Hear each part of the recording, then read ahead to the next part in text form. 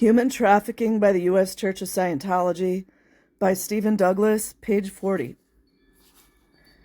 Child abuse as forced labor at the Church of Scientology. The story of Araxia's son David and his sister are not the only known reports of child abuse at the Church of Scientology.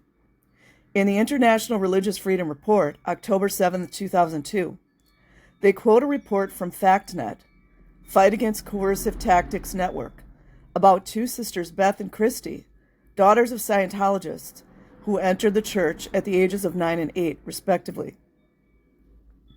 The report reviewed an interview with Beth, then 25, and a former member of the church who described what it was like as a child member of the Church of Scientology.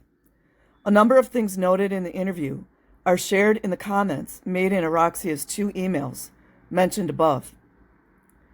Beth was 11 years old when she signed her first billion-year contract. She recalled that when she was in her early teens, she worked every night until at least 10:30 p.m., including school nights. She noted that when she first went to Clearwater, she lived in the same room as her father at the Fort Harrison Hotel on the flagship compound. The room itself was very small and infested by cockroaches. Soon after moving to Clearwater, she was separated from her father and moved into a larger room. There's the isolation. Imagine that 11-year-old girl being all by herself. That might not draw a pedo, right?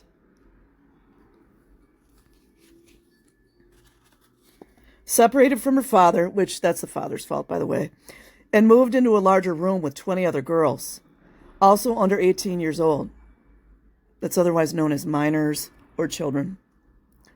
She said that a typical weekly schedule required her to work Sundays from 8 a.m. until 10:30 p.m. Imagine this is still going on, LAPD. Monday through Friday from after school until 10:30 p.m. and noon to 10:30 p.m. on Saturdays.